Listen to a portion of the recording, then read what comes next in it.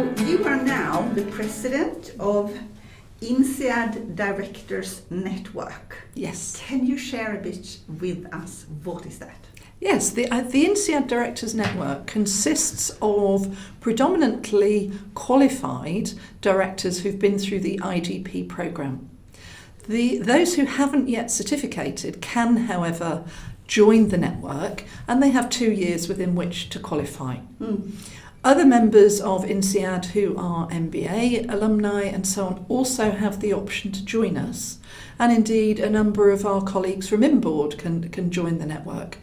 And what we're looking to do is to have a substantial body of well-trained, well-qualified directors that not only will INSEAD consider for their own board, which I think is very important, but also major global boards will look to us to see if we've got the individuals with the right skills and those who are committed to ongoing development in what is a very fast-moving area of corporate governance.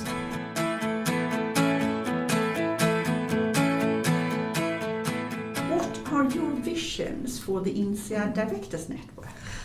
Vision for the INSEAD Directors Network, which I'm thrilled to say is shared by all of us who are on the board, is very much to do several things. One is to continue with education and development, so to continue shaping with INSEAD the offering that's made available so that it always remains current and both practical as well as having the right theoretical constructs within it.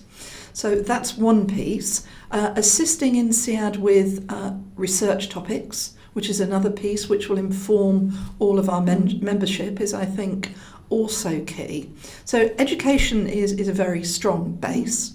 Then I think we as a board have a really strong responsibility for ensuring we have brand integrity. So the right people are qualifying and getting the IDP-C. They are committing to continued professional development, and they are operating with the highest standards of ethics and integrity.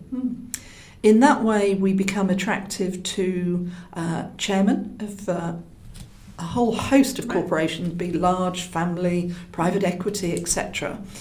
So that means we can become a source of really good candidates for global board mandates or indeed national board mandates.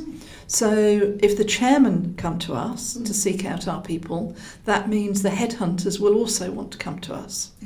So we need to run, as we do under Advocate and Connect, a really effective scheme where we receive mandates for individuals to join boards, and we screen to make sure only those who are appropriately qualified go forward. And we know that in gender terms, that view of whether people are appropriately qualified from the individual perspective might vary. So as we know, a male will often say, I think I could do 50% of this, I'll go for it. Our female colleagues tend to say, if I can't do 90%, I don't feel confident.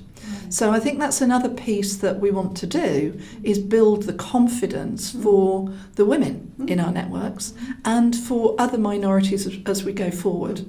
But we can't do everything at once, so we're starting with a mentoring scheme for women, and we will be putting out a call to action from people who attend other INSEAD programmes, be that MBAs, leading from the chair, and the various other programmes within the Governance Institute, to see if people would be prepared to mentor individuals going forward so that they present with the appropriate confidence to match their skill and experience, and therefore are successful in their pursuit of board mandates.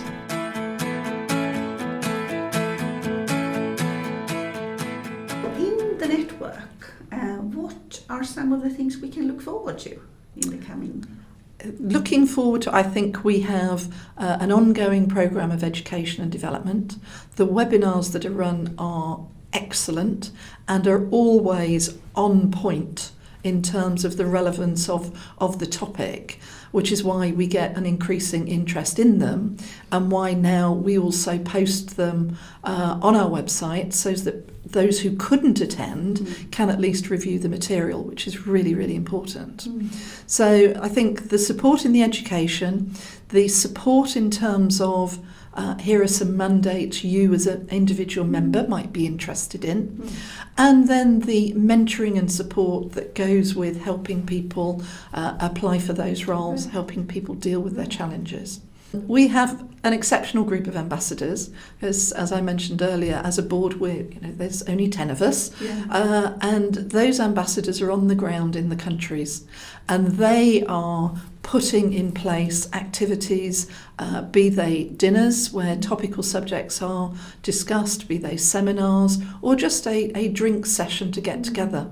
They're also pulling together things like Twitter groups, Facebook groups, WhatsApp groups, so they can be connected and ask each other questions. So the ambassadors are really, really important to what we do, and the link between us as a board and the ambassadors, which Mary runs really, really well for us, is also very important, because in that way we can keep increasing our global reach.